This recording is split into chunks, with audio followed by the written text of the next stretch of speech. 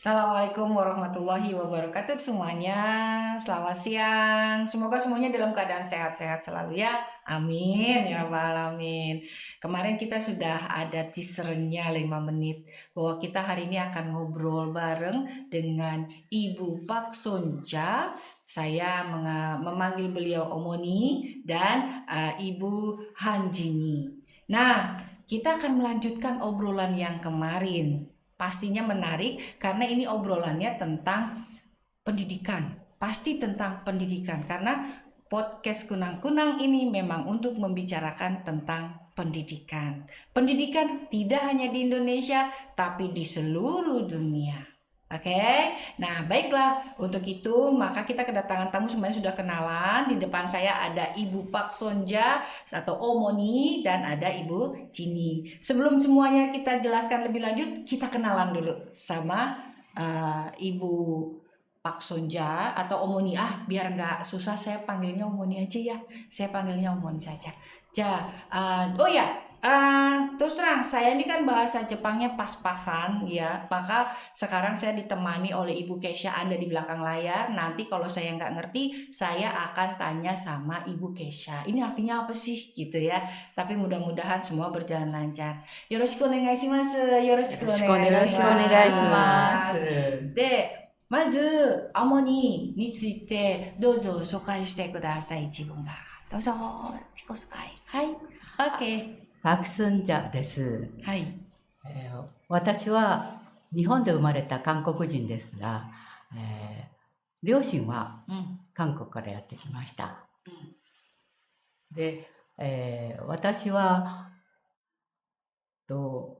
学校を卒業して、大学を卒業した後ね、ずっと学校でコリアン系の学校で先生をしていました。で、小学校、中学校、高校とみんな教えました。先生が足りなかったので、いろんなところで自分が教えることになりました。そしてコリアン系の大学を卒業した後、ずっと先生をしてたんですけれども、そうですね、30年以上学校で先生をして、その後は学校を辞めた後はいろんな日本の韓国語講座とか、それから学校に行って、日本の学校に行って子どもたちに韓国語を教えるとか、そういうこともずっとしてきました。で、その間に通訳ですとか翻訳ですとか、そういうことも兼ねていろいろ仕事をしてきて、今74歳になりました。Sugoi desu ne. Banyak banget pengalamannya. Tapi tadi dari sejak muda beliau itu memang sudah jadi guru gitu kan ya. Guru. Jadi guru di sekolah Korea kalau nggak salah. Dia dari SD, ngajar SMP, juga ngajar SMA. Bener nggak Bu? Bu Kesha? Oh betul. Terus di samping itu juga beliau melakukan aktivitas-aktivitas banyak di luar menjadi guru. Dan itu semuanya terkait dengan dunia pendidikan. Betul nggak Bu? Nah, berarti saya bahasa Jepangnya masih oke ya. じゃあ次はどうぞジニーさん紹介してください。自己紹介。こんにちは。私の名前はハンチニです。私は学校を卒業した後、今、日本で水の会社をしています。インドネシアでもよく見かけるんですけど、大きなボトルのそうですね。そうですね。水を運んでお客様に届けるお仕事です。はい。で、私たちはお水を作ってお客様に届けて、で、機械を掃除をしたり、で、あと韓国から持ってきた機械を売ったり、はい、いろんなビジネスを今しているところです。そうですね. Jadi Ibu Jini ini punya perusahaan air minum. Saya sudah lihat sendiri ya.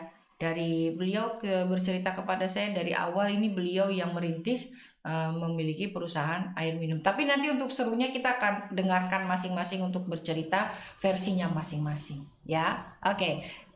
Sekarang mungkin saya mau bertanya dulu sama Omoni ya. Kita ngobrol dulu ya Omoni. Onegaishimasu ne. Yoroshiku onegaishimasu. De,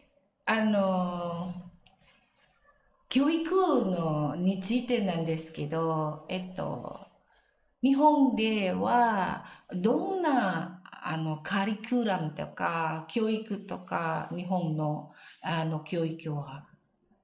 カリキュラムですか？そう、はい、そう。日本はここと大体似てると思うんですけれども、はい、小学校、6歳から小学校に入って、はい。 6年生まで、はい。そして中学は3年生まで、はい。そしてまた高校は、また3年。同じですね。同じです。それで大学4年で、はい、まあその上に大学院行く人は行くというような同じことですね。ですが、インドネシアではどのような受験かもわからないですけど、はい。今はなんか、だから私立と公立があって、中学校からやはりいい私立に行かせたいという親がいて、そういう子供はやっぱり中学校の受験から始まりますね。そうですか。はい。それで、高校もやはりいろんなランクがあるので、高校に行く時も受験をして合格した人だけがその学校に入ることができます。そうですか。はい。じゃあ小学校は受験はありません。そう。小学校1年生からは、最近はだから自分の子供は、いい学校に行って、ずっといいコースを歩ませたいという人は、1年生は受験はないんですけれども、一応面接のようなものがあって、若干やっぱり富裕層ですかね、お金がかかりますから、そういう選択はあります。同じですね。大学の受験はとても大変でね、一応大学の、統一試験みたいなのがあるんですけれども、自分が選ぶ大学に受験するために、みんな今は日本の学校は塾に通うんですね、小学校から。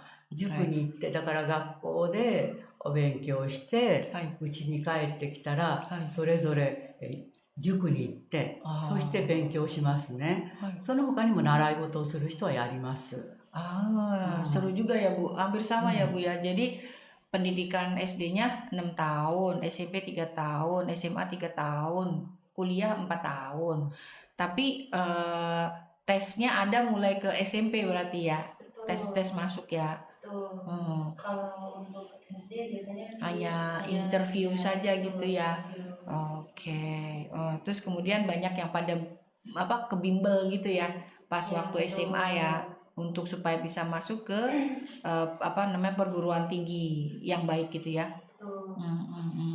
面白いですね。子供が忙しいですよね。かわいそうですね。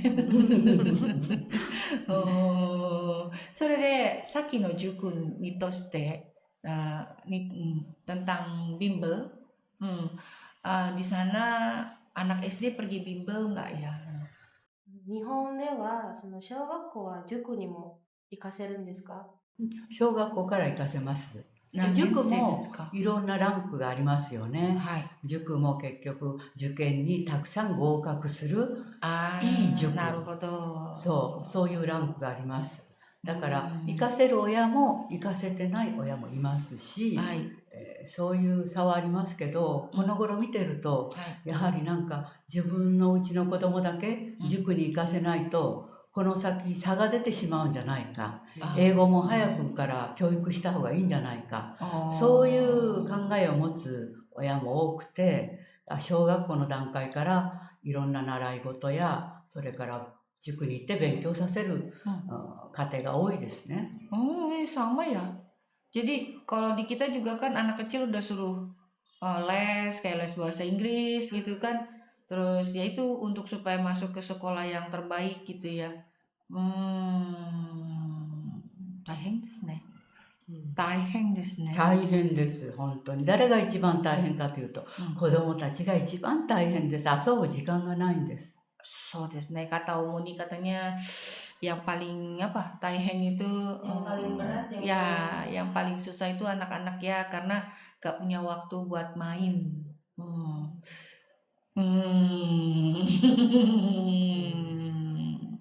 Itu menunjukkan keegoisan orang tua nggak sih, Kay?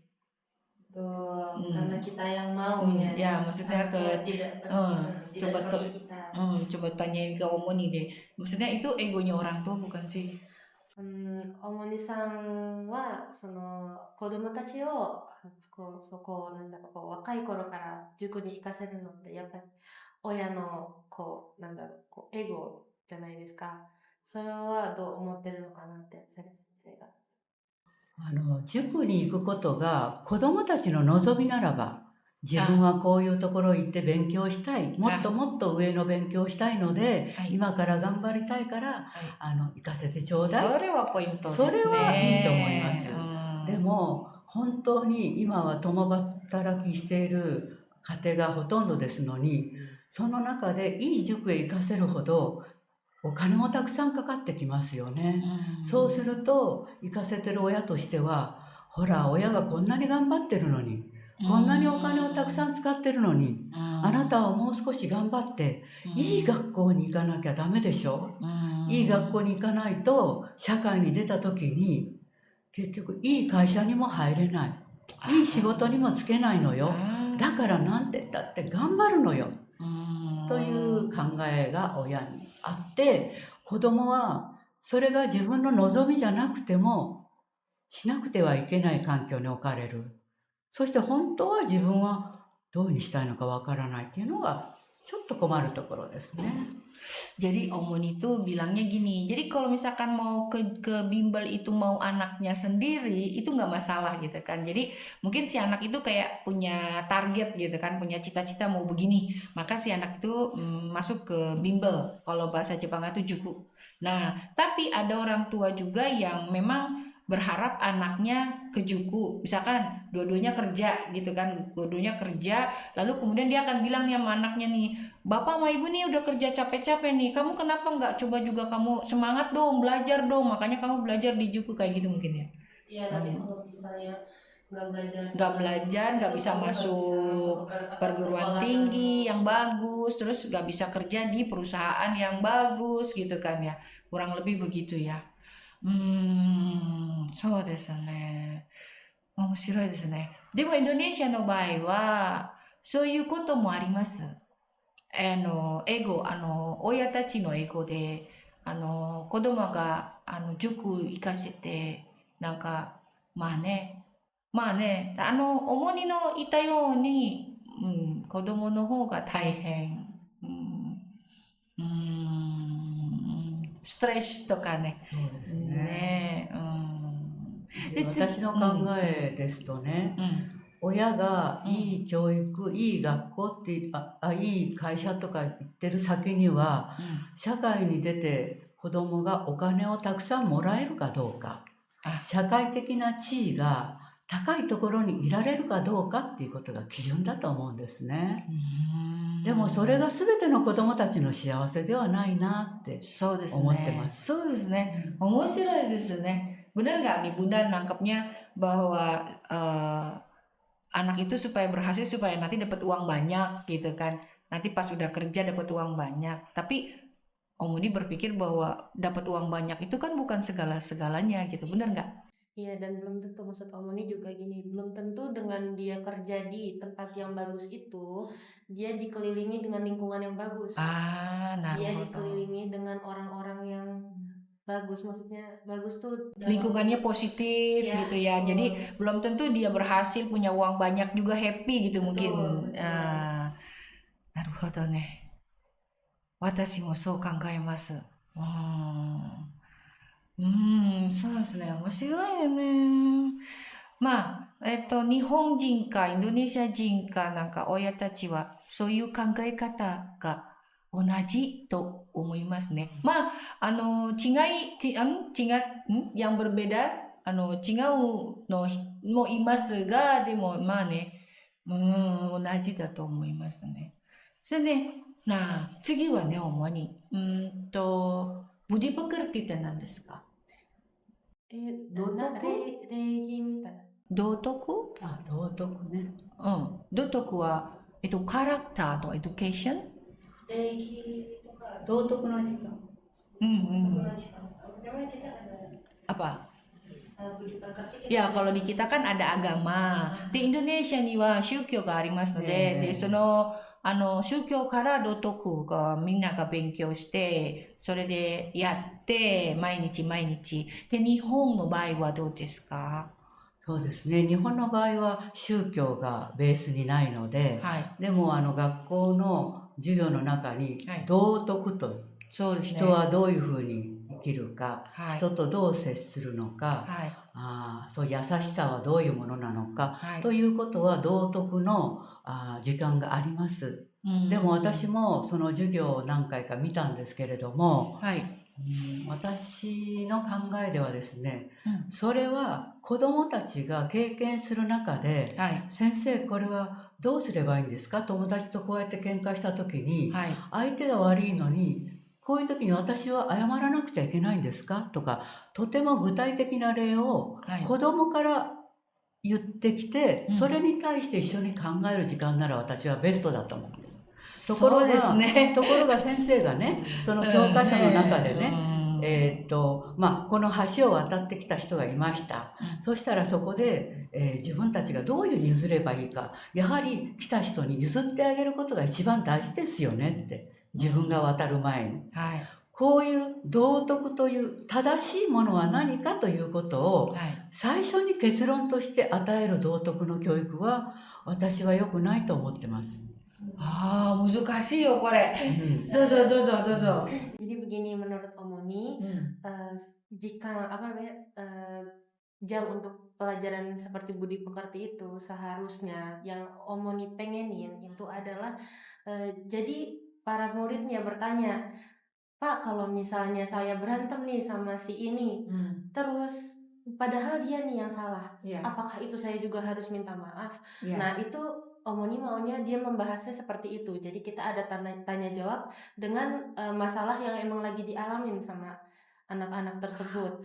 Tapi yang kejadian sekarang adalah jadi mereka langsung memberitahu manner yang sudah jadi. Maksudnya gini, tadi Omoni memberitahunya dengan contoh gini, misalnya nih ada jembatan, terus kita mau nyebrang jembatan itu, ya udah kita duluin aja tuh orang-orang yang mau naik, kita kasih duluan aja. Nah, mereka kan berarti udah taunya itu adalah yang benar, belum tahu kenapa sebabnya itu benar atau kenapa harus kita kayak gitu. Jadi mereka taunya hasilnya aja.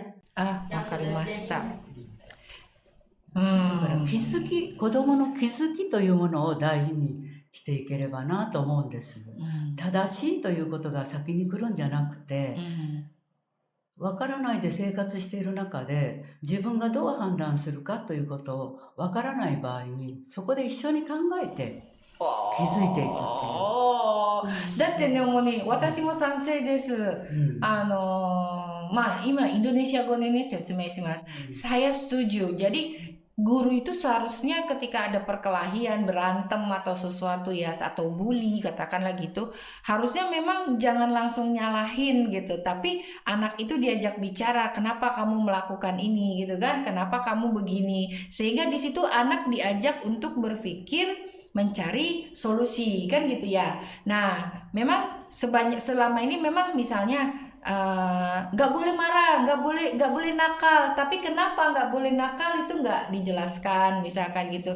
Apa yang tadi di Omoni bilang itu mana yang benar, mana yang salah itu langsung diputuskan gitu kan. Padahal kan setiap orang harusnya melalui proses gitu kan. Ya, ziyaku shite kudasai. 長いけど。文化もその主にと同じ考えで、やはり学校の生徒たちのいじめだったりいろいろな問題があるんじゃないですか。でその中でただ先生があなたが悪いんだっていう決めつけじゃなくて、ちゃんとみんなで話して何があったんだ、どういうふうにこうなったんだっていうのをちゃんと手順に説明とかその話を聞いてからだからみんなで解決方法を探した方がいいなって思ってるけど、結果はまだそうには至らなかったっていうのを。そうですね。結論でだからだいたいいじめをする子といじめられる子っていう風に見がちですけど、いじめる子の中には多くはやっぱり自分に愛情を向けられてない。そして自分がやることに自信が持てない。で、お家ではいい子でいなくちゃいけない。そういう子がやっぱり自分の発散として、いじめに走る場合がありますね。そうですね。いじめられた子もそうですけれども、そこに親が介入してしまってはね、本当にいけないと思います。自分たちで徹底的に2人で話し合って、私はこういう気持ちで言ったのよって、あなたはここを誤解しているわ、というようなことを子どもたち同士で徹底的に話し合える機会があればいいなと思います。同じの考え方ですね。私もそう思います。インドネシアの場合もそういう問題も出てきますね。多くか少ないかわかんないけど、でもそれは学校、社会に問題になりますね。学校だけ社会問題になりますね。なんかみんなが話し合いのは大切ですね. Sangat penting ya Bapak Ibu para pendengar sekalian bahwa kalau anak-anak kita itu ada masalah, kita bantu mereka bukan langsung gitu ya ngebelain atau apa, tapi ajak anak kita berproses untuk melihat persoalannya gitu kan. Bagaimana apakah persoalan yang dia hadapi ini memang berat, nah bagaimana supaya mereka menjadi kuat, jadi bukan dibela atau mungkin kalau dia kalah, wah kamu gimana sih nggak bisa ngalahin dia gitu, tapi justru kita harus mengikuti prosesnya agar anak-anak ini proses berpikirnya tuh jadi gitu kan ya.そうですね、主に。で、それでほら日本ではごめんなさいね、ママモンスターとかママ教育とかありますね。そうで、主にどう思いますか？私もそれは本当に子供にとって良くないと思ってます。何事にかけても親が介入して、先生に対しても、結局あなたの力が足りないからうちの子供はそうなったんでしょ。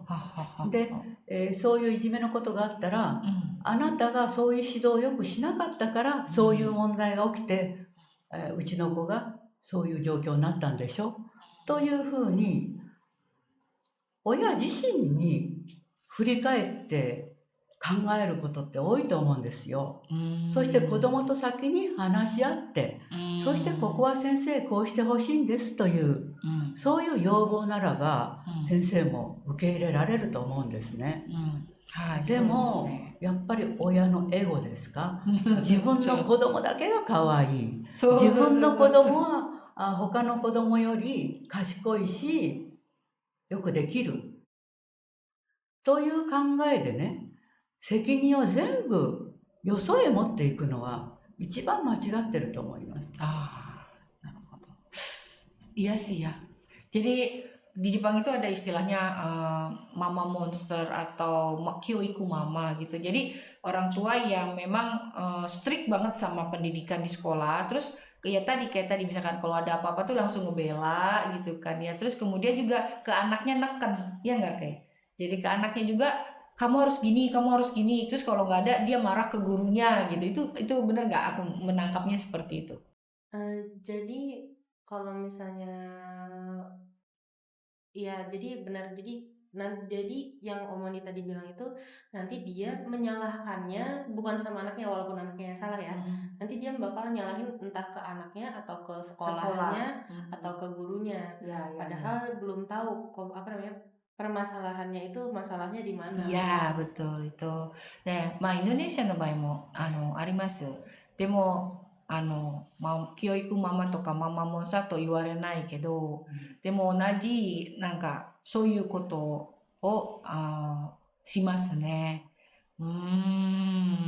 Dan yang paling penting kalau kata Omuni adalah selalu komunikasi antara pihak sekolah, orang tua dan anak. Jadi positif gitu. Jangan sampai datang ke sekolah itu buat marah-marah gitu kan ya, buat komplain, buat apa.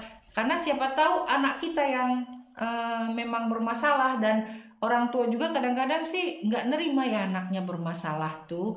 Tadi kata Omoni, jibung no koga kawaii, ya kan? Yang lain jelek gitu kan. Anak sendiri tuh paling baik, paling bagus. Anak orang itu nggak baik gitu. Nah itu juga Omoni tidak setuju, gitu ya. 本当はね、子どもたちって一つのグループ、一つの学級にいたら、はい。その子どもたちみんながはい。少しずつ上がっていった時に、はい。自分の子供もいい風に変われると思うんですよ。はい。そのみんなの中で自分の子供だけが良くなるっていうのは、うんこれとても効率が悪いと思うんです。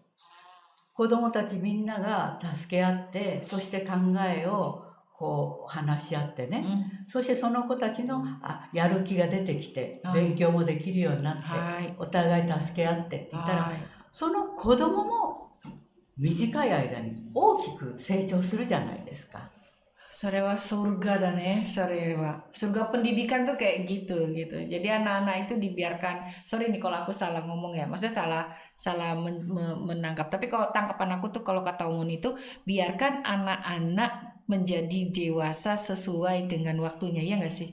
Jadi untuk lebih ininya detailnya, jadi Omoni bilang gini, biarkan, jadi bukan berarti anak saya harus paling ini di antara yang lain, tapi kenapa nggak ngajak yang lain, anak-anak yang lainnya, oh ya, untuk baik juga. Jadi kalau misalnya yang lingkungannya baik, dia juga kan akan jadi ikut baik. begitu. Dan tahu-tahu udah pinter gitu kan, maksudnya pinter tuh bukan pinter akademis tapi apa ya namanya, kepribadiannya, karakternya menjadi baik Dan gitu katanya kan. Omoni, kalau misalnya hanya dia yang jadi pintar, kan ini presentasinya buruk. Iya, betul. Mungkin ada Itu dia gagal yang- pendidikan Iya. itu kalau misalkan hanya fokus ke satu orang, yang lain gak ke bawah. Mudah-mudahan Darul Jannah tidak seperti itu ya Bapak Ibu ya, teman-teman para pendengar sekalian. Saya berharap sekolah kita ini, sekolah Darul Jannah ini, saya benar-benar terharu. Kanto shimashita watashi omoni. Nanto kato itu kyou wa omoni kara Tuhan san kara nanka sugoku takusan soudang shite nanka hanashi dari 多分ダルジャナもそういうことをやるんだね. Saya ingin Darul Jannah seperti itu sehingga anak di Darul Jannah tuh memang sama-sama gitu ya, sama-sama berkembang menjadi baik gitu. 私インドネシアに来てね、はい。そのいろんな宗教があって、はい。そしていろんな言語があった中で、はい。みんなが本当に多様性の中の統一っていうんですか、はい。みんな多様性だけどもそれぞれ違ってるけれども、はい。一つのインドネシアという国を頑張って作ってやってますよね。だからその形が、それは相手に対して違うものに対して尊重できるからですよね。そういう気持ちを子どもたちには一番育ててほしいなって思います。Malu ya, karena gini, Indonesia ini kan dari banyak suku, banyak agama, banyak macam-macam. Kalau buat Omon itu kayak kalau bareng-bareng gitu kan ya, anak-anak dibesarkan dalam suasana yang harmonis antar suku dan seterusnya. Bukankah itu menjadi malah baik, dan itu yang Omoni harapkan gitu ya, kurang lebih ya kayak mungkin begitu. Memang kita harusnya bangga sih jadi orang Indonesia ya. Jangan berantem melulu.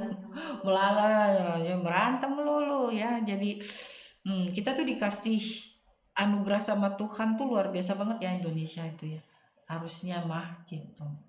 So sekali speechless. いやー、なんかジニーさんが何かもうnambahin nggak? なんかそうこう言いたいことはあるんですか？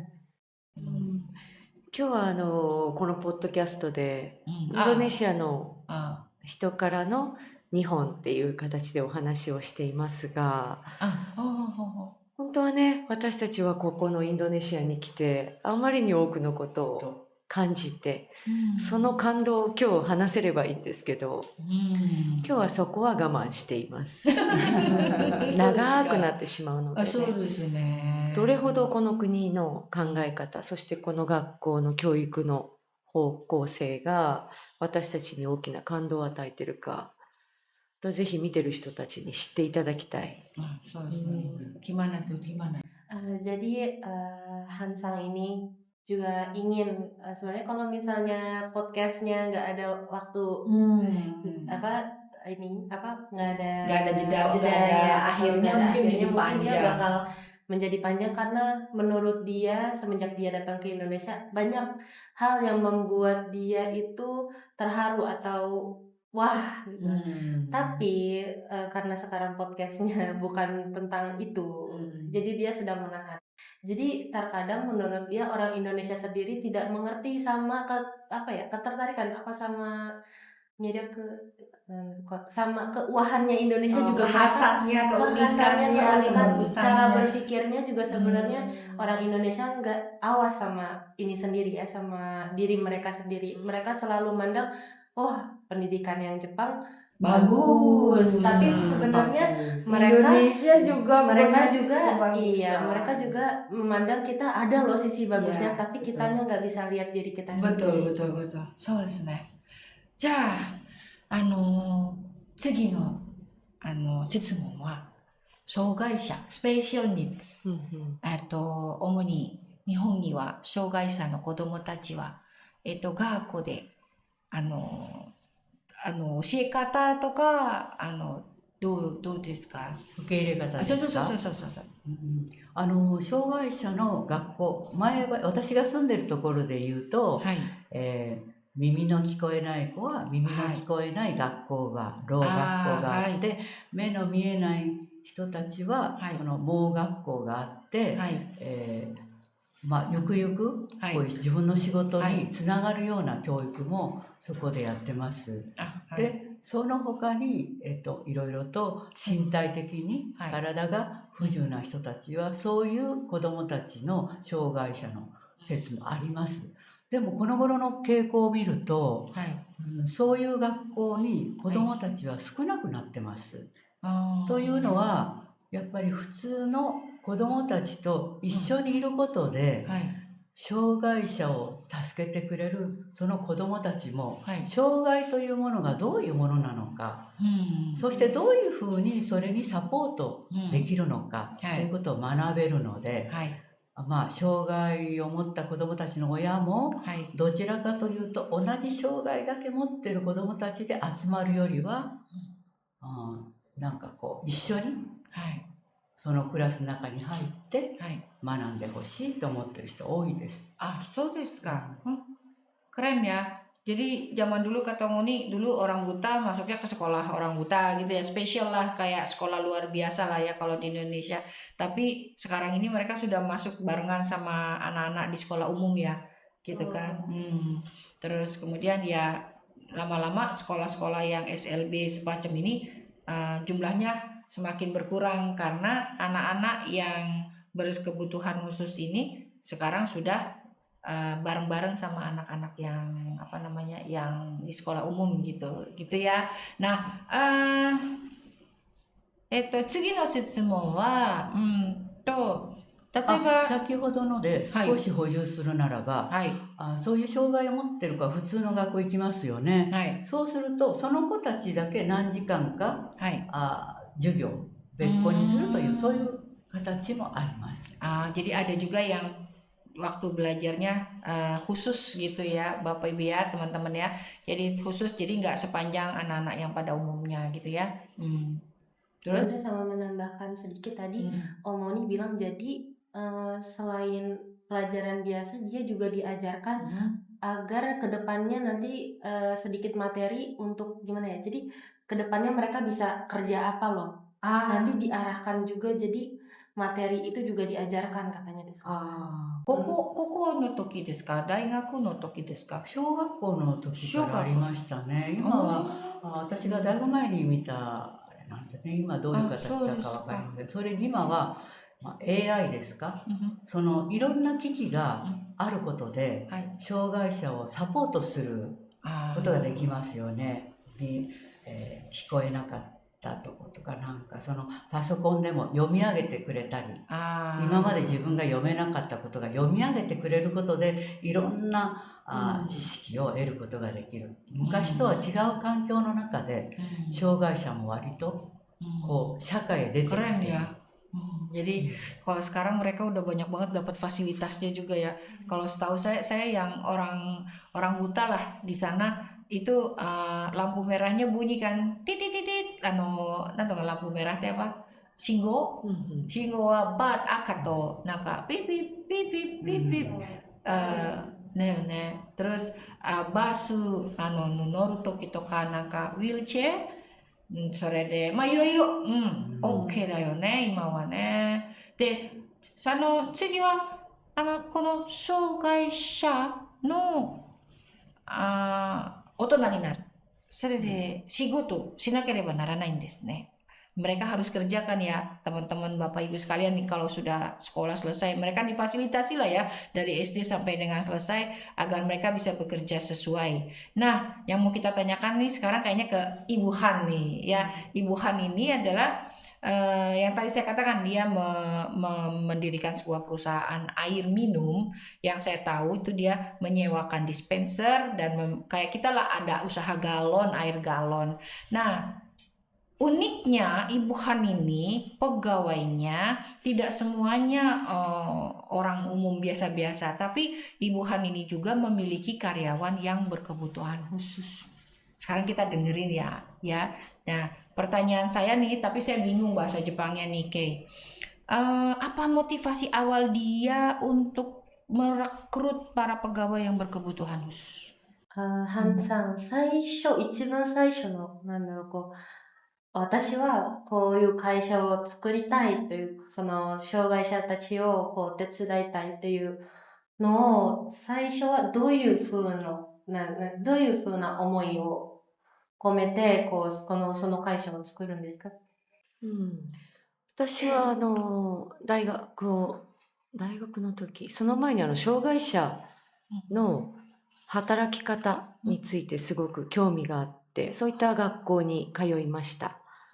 で、その後、障害者を一緒に、その時は重度心身障害者、重い障害を持っている人たちが一箇所に集まってホームで暮らすところで働くというか、そこで私が働きたかった。その夢を持って勉強して卒業したんですが、そのグループホームは国とか、県とか、日本語でいう市とか、そういった公共の経営が多かったんですね。で、そうなってくると、私が、ちょっと説明が飛びますけど、韓国人だったことから、仕事をさせてもらえない。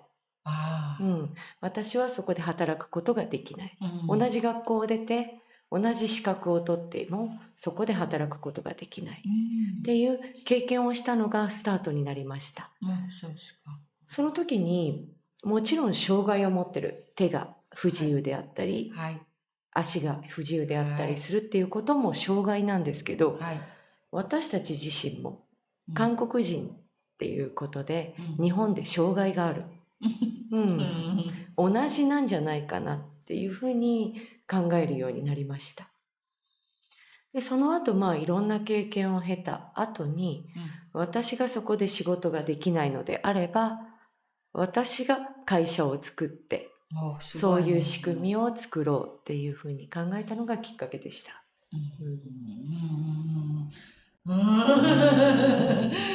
Nyerah saya, ngertinya yang terakhir. Gara-gara ini saya bikin perusahaan gitu loh ya. Onegaishimasu. Jadi Han Sang itu dulunya dia ingin sekali bekerja di tempat orang yang banyak orang yang berkebutuhan khususnya. Dia mau merasakan bagaimana sih mereka bekerjanya, karena dia merasa tertarik sama pekerjaan yang seperti itu. Tetapi Han Sang ini orang Korea yang tinggal di Jepang. Jadi Han Sang tidak boleh tidak bisa bekerja di situ karena tempat orang berkebutuhan khusus bekerja itu biasanya di bawah di bawah dari pemerintah. Jadi di bawah kota, di bawah provinsi. Jadi harus orang Jepang, harus orang situ yang kerja. Nah, akhirnya Han Sang ini berpikir, berarti kalau misalnya begitu, saya juga ada disabilitas dong. Karena sebagai orang Korea, bisa masuk situ, karena saya juga tidak bisa masuk di situ. Akhirnya Han Sang ini berpikir, ya udah, bikin saja sendiri Hmm. perusahaan. Nah, dengan cara yang sama maksudnya dengan apa? Perusahaannya itu jadi isinya yang sama dengan peraturan yang sama dengan cara Mengelolanya ya, sama. mengelolanya sama dan ya betul, dan yang diterima juga sekarang orang Kebutuhan berkebutuhan khusus. iya. 何パーセントですか？障害者のエンプロイーは、ハンさんの会社で。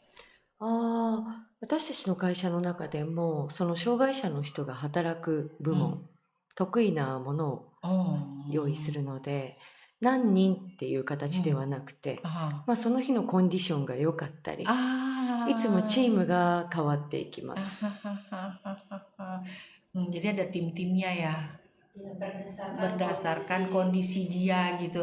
Jadi nggak bisa dipaksain kayak orang biasa masuk setiap hari gitu kan. Maksudnya mungkin masuk, tapi mungkin hari itu dia kondisinya. Iya, maksudnya gitu. Jadi nggak bisa dipaksain, kalau dia lagi nggak mood ya udah nggak usah kerja gitu. Jadi dipindah Ke hari yang lain. dipindah ke bukan hari apa? Tim. Oh iya, pekerjaan yang lain. Misalnya tadinya dia nutupin galon. Hari ini ya udah dia yang ngelapin misalnya gitu. なので、日本が昔から、例えば障害者の人たちのお仕事があって、ね、ヨーロッパのように先進的に障害者の雇用をしてるわけではなく、日本も私が勉強していた頃にはやっぱり一箇所に集めたり、お父さんとお母さんが子供たちを守ったり、そういったところからスタートはしています。ただ先ほどの教育の話とつながってくるんですけど、囲うのではなくて、普通の子供たちと同じように、外にっていう動きが、この本当に20年の間に進んできたように思います。Silakan. Jadi sama ini ya, menyambung lagi sama tadi yang Omoni katakan, bahwa sebenarnya bukan kita yang harus melindungi. Ya. Bukan kita yang harus kayak orang tua ngejagain anaknya terlalu berlebihan gitu, sampai besar. Tetapi memang anak itu harus dipaksa untuk keluar dari comfort zone-nya dia. Harus bisa. Jadi dia harus kedepannya bisa mandiri. Ya, kedepannya dia harus bisa punya pegangan untuk walaupun dia orang berkebutuhan khusus gitu ya, orang-orang inklusi gitu ya. Sorry deh. なのでね、なんだろうかな。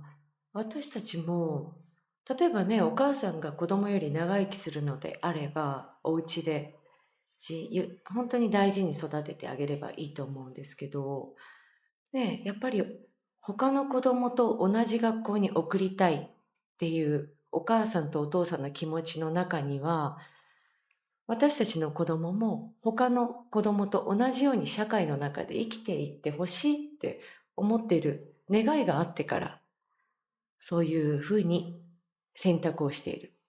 だから卒業した後も、本当は心の中では私たちの子供も他の子供と同じように仕事をして、社会に役に立てる人間になってほしいっていう思いが本当はあることに、周りの人が気がついていなかった。Iya sih. Ya, jadi kalau saya perhatikan memang walaupun anak kita itu berkebutuhan khusus, kita tetap pinginnya dia sama anak-anak yang lain gitu maksudnya, bukan? Jadi kalau yang saya tangkap itu, misalnya nih, dulu dia berkebutuhan khusus.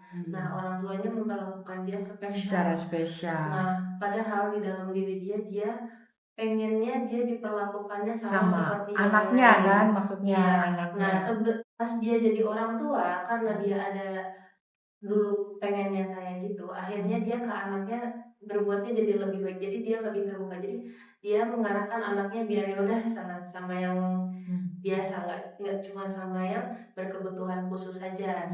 Nah, dari situ kebanyakan orang tua tuh tidak sadar kalau misalnya sebenarnya anaknya tuh pengennya tuh disetarakan sama yang lain. Iya, makanya gitu. Iya.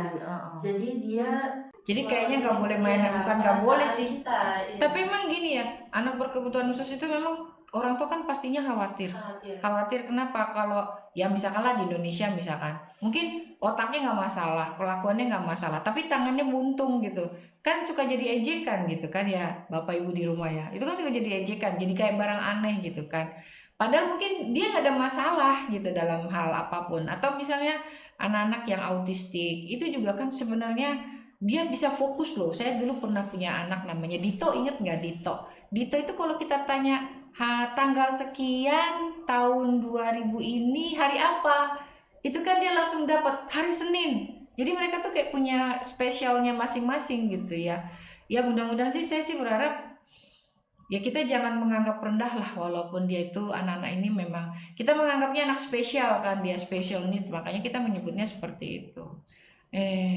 Sorry deh nih, eh, Ibu Jini memiliki harapan ke depan seperti apa dengan siapapun ya di dunia ini tentang orang-orang berkebutuhan khusus. Sonoso Kaisha, Nitai shite ichi san ga nanika nanka hibo どういう願いで。願いでなんか、少し紹介させていただくと、今私たちの会社では、お水を運んで、インドネシアでもありましたけど、下に機械が、お水をさして下から出る機械。はい。その機械を日本では1年に1回持ってきて掃除をします。クリーンナップの仕事をします。その仕事を、機械をばらして、全部取って掃除をして乾燥して、そういった組み立てるクリーンナップの仕事を彼らが行っています。で、その仕事をしようって思った時に、一番反対したの。そんなのはできないよ。彼らには難しいよ。それはやらない方がいいよって言ったのは会社のスタッフたち。だけど、やってみたら、すごく時間はかかりましたけど、一度覚えてしまった彼らは、健常者、私たちよりもよっぽどいい仕事をするようになりました。とても丁寧、一生懸命、絶対にサボらない。そういう仕事を繰り返し、ずっと長い期間、安定してすることができるようになりました。なので、私の希望、私はこうなればいいなって思ったよりも、もっと実は彼らはできた。だから私たちの希望ではなくて、彼らができることがどこまでかっていうのをもっと探して、その仕事を私たちが準備できるようになればいいなっていうのが私の希望です。そうですね。Aku nyimpulin dulu ya. Jadi saya pikir kalau Ibu Han itu di tempat bekerjanya itu dia lebih cenderung kepada bagaimana ini kesimpulan ya orang-orang ini bisa bekerja seperti sesuai dengan dia punya apa ya istilahnya bukan skill ya pokoknya yang teratur, yang rapi, yang apa gitu. Terus udah gitu daripada dia berpikir nanti ke depannya harapannya seperti apa, beliau lebih memikirkan bagaimana orang-orang ini bisa enjoy dalam bekerja, bisa bekerja sesuai dengan dia punya kemampuan. Kalau aku nangkepnya gitu. Gimana? Nambahin deh.